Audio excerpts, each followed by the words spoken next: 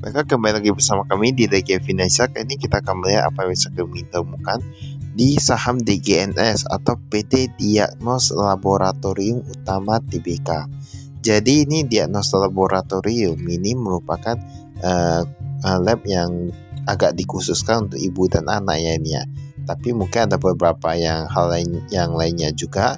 Tapi kalau kita lihat di sini, ini kita lihat dulu, ini ada direktur utama, ini ada Mesa Rizal sini, kemudian ada direktur, ada Fergus Richard. Alamat kantor mereka tadi Jalan Tuku Ciditiro di Jakarta Pusat.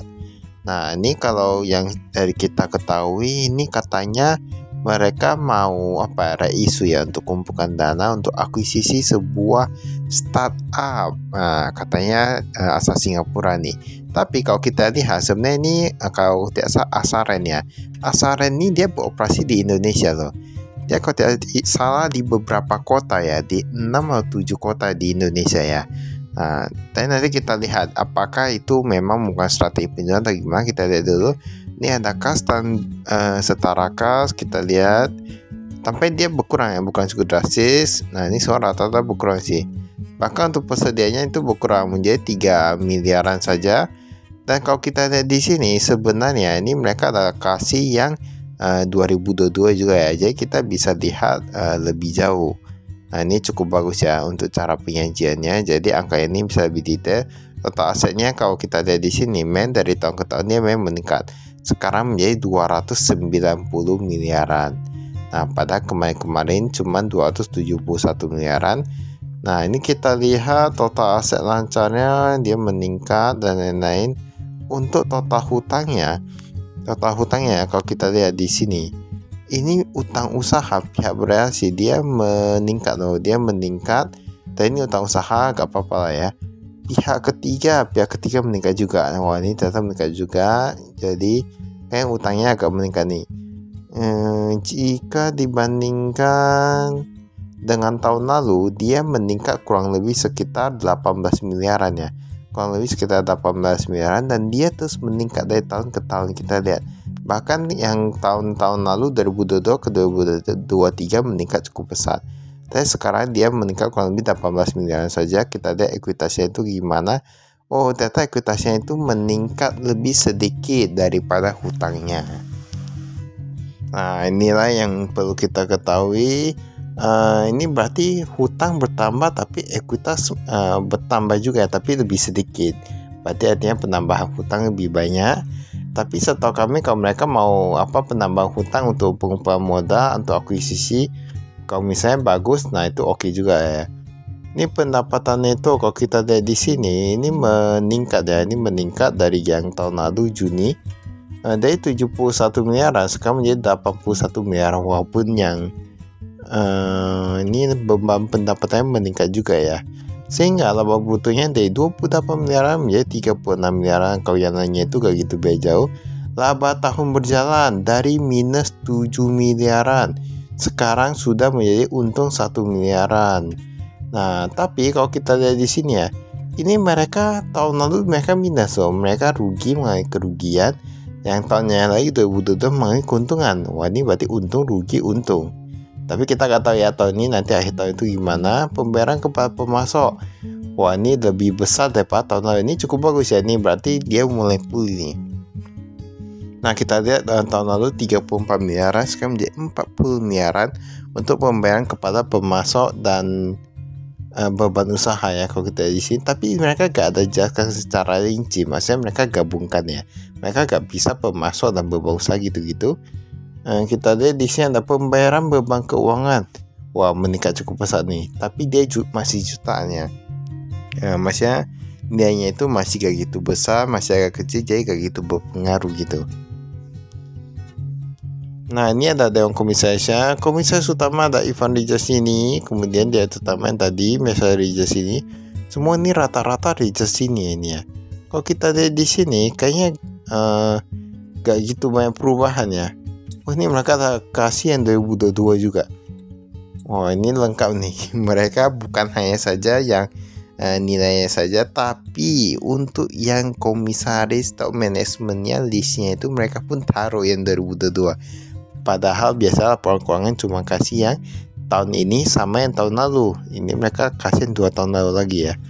Ini custom bank kita lihat di sini, custom bank dia menurun, cashnya menurun dari 74 juta menjadi 46 juta, tapi ini cash on hand ya. Ini yang di tangan, kemudian ada yang di bank totalnya itu pun sebenarnya menurun ya. Tapi dia yang paling banyak mereka tahu di Bank Mandiri dan tampaknya sedang mengalami peningkatannya. Yang di Bank Mandiri mengalami peningkatan. Ini ada investasi jangka pendek. Wah, ini kayak gitu disebutkan ya untuk investasinya itu di mana gitu.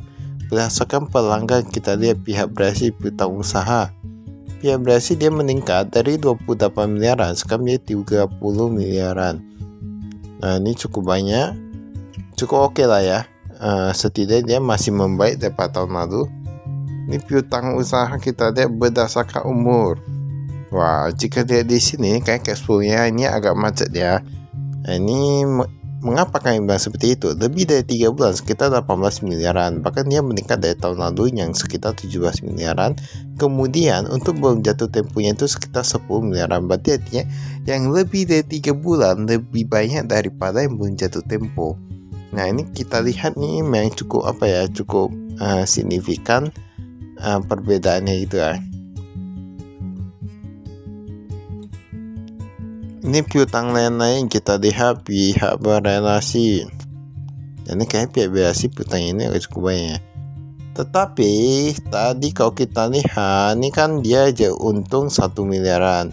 Tetapi persediaannya malah berkurang dari 5 miliaran menjadi 3,6 miliaran. Berarti kan dia berkurang 1,4 miliaran. Dan jika kalau kita dikurangi dengan yang tadi, berarti kan untungnya sebenarnya kayak gitu. Banyak agak gitu sampai 1 miliaran gitu-gitu lah ya. Karena di sini persediaannya berkurang. Jadi kita perlu lihat mengapa persediaannya itu berkurang dan apakah kenaikan laba itu seiring dengan pertumbuhan persediaan dan aset tetap dan lain-lain gitu ya. Semua perlu dilihat. Kita lihat saja bahan baku berkurang, bahan pemantau laboratorium berkurang. Dan jika dilihat lagi mengapa dia berkurang terus ya. 2022, 2023, 2024 mengapa dia terus mengalami penurunan persediaan. Nah, ini yang perlu kita pertanyakan, mengapa bisa begitu. Nah, biasanya ya menurut kami ya, perusahaan itu dia kalau semakin bagus artinya dia semakin berkembang, dia akan selalu terus masa persediaan meningkat, penjualan meningkat, semuanya meningkat, semakin besar, aset semakin besar, biasa kayak gitulah ya. Tapi setahu kami ini memang perusahaan ini dia merupakan salah satu, maksudnya termasuk dalam Bunda Benih ya. Tahu kan Bunda Benih ada sahamnya juga itu, kemarin kita pernah bahas juga. Nah, jadi kita gak bisa paksakan, nih memang ada pihak berelasi.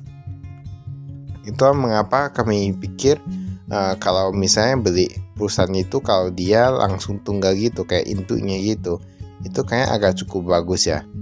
Tapi gak tahu juga, ada itu tergantung tipe manajemennya, tergantung manajemen juga. Di sini ada utang usaha pihak berelasi dari 300-an juta menjadi 700-an juta.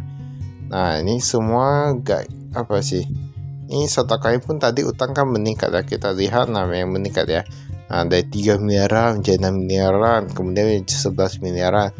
Dan jika kita lihat dari sini, kita lihat lagi, tadi kan katanya labanya meningkat, tetapi kita tidak bisa mengatakan langsung meningkat gitu ya. Kita perlu tahu bahwa tadi memang hutangnya pun meningkat.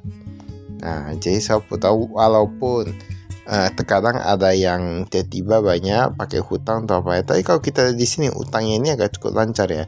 Kita dari sini yang lebih dari yang 61 sampai 90 hari jumlahnya agak kecil jika dibandingkan dengan piutang usaha. Dan kita perlu tahu lagi, itu yang tadi piutang usaha yang kita bilang lebih dari 3 bulan. Apakah itu merupakan orang sendiri ataukah orang lain ataukah pihak ketiga? Nah, tadi gak ada disebutkan tadi ya. Nah, jadi kita perlu tahu apakah itu punya sendiri ataupun punya pihak ketiga. Bedanya itu gimana? Kalau misalnya dia piutang, ada orang lain yang utang sama kita, ternyata dia orang-orang sendiri, itu kan berarti kita bisa perusahaan yang lain kita atur jangan bayar dulu. Nah, jadi perusahaan ini yang kita punya kan sama-sama, perusahaan ini kan semua kita yang punya, jadi gak masalah ya. Tapi sebagai kita yang sebagai investor di perusahaan satu saja kan bermasalah. Itu beda dengan yang pihak ketiga. Kalau pihak ketiga berarti pure. Itu karena pure orangnya sedang mungkin penjualan turun atau gimana gitu-gitu. Nah, itu beda lagi ya. Nah, itulah yang bisa kita lihat dari sebuah perusahaan. Tapi rata-rata gak disebutkan sih itu pihak berhasil atau pihak ketiga.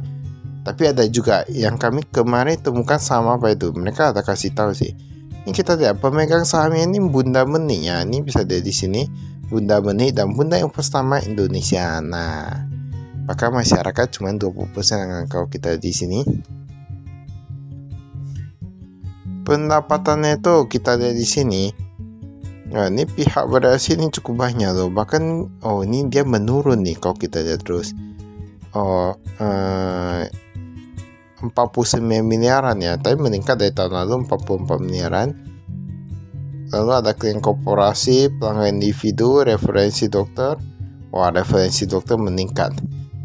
Ini entah karena bonus yang lebih banyak atau gimana, makanya referensi dokter. Biasa kalau referensi dokter bisa sangkan, nah kesini. Nah, itu kita gak tahu ya ada bayaran atau enggak. Tapi di sini ada disebutkan juga referensi dokter, ada klien korporasi, ada pelanggan individu. Kalau klien korporasi itu kayak perusahaan gitu, misalnya perusahaan kerjasama sama dokter ini, nah gitu-gitu lah ya. Berarti sumbernya dari sana. Ini kita lihat beruang pokok langsung gaji dan tunjangan. Wah, ternyata mereka meningkat ya dari tahun lalu. Rujukan pihak ketiga juga meningkat, semua rata-rata meningkat lah ya. Biaya sistem laboratorium yang berkurang dari 1 miliar menjadi 800-an juta. Biaya sistem laboratorium mengapa bisa berkurang? Mungkin mereka ada buang beberapa hal yang kurang perlu, ataupun mereka menemukan pihak ketiga yang lebih murah atau gimana gitu ya. Itu tergantung internal masing-masing. Iklan dan promosi kita lihat, wah ini tidak meningkat. Dari 2,2 miliaran menjadi 3,4 miliaran. Pas hari raya 300-an jutaan. Wah, ini pas hari raya yang kapan ini ya? Mungkin yang kemarin yang Idul Fitri ya. 300-an jutaan. Tapi menurut kami pas hari raya 300-an jutaan cukup banyak loh. Ini diagnosa laboratorium ini kalau kita lihat dari aslinya kayak belum begitu besar ini ya.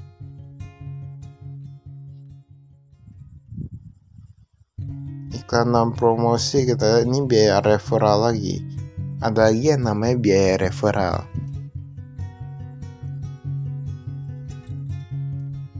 Ini beban umum dan administrasi. Kalau kita lihat di sini umum dan konsumsi kantor. Ada beban konsumsi kantor dari 2 miliaran menjadi 3 miliaran. Tapi mungkin kayak perlengkapan, peralatan gitu-gitu, kabel dan lain-lain gitu-gitu ya. Perjalanan dinas meningkat. Biaya internet sampai 600-an juta, tapi udah berkurang sih.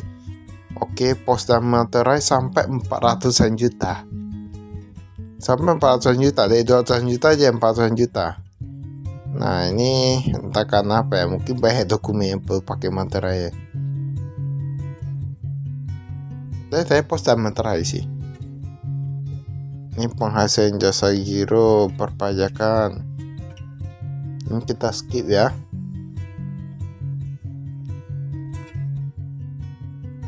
Tapi semoga kedepannya nanti kalau misalnya mereka beneran udah akuisisi yang startup atau perusahaan yang di Singapura, tapi operasionalnya yang di Indonesia itu yang asaren itu, semoga bisa menjadi lebih baik ya. Jadi untuk beberapa orang yang pegang saham ini, jadi bisa, pokoknya semua investor saham bisa lebih baik lah ke depannya.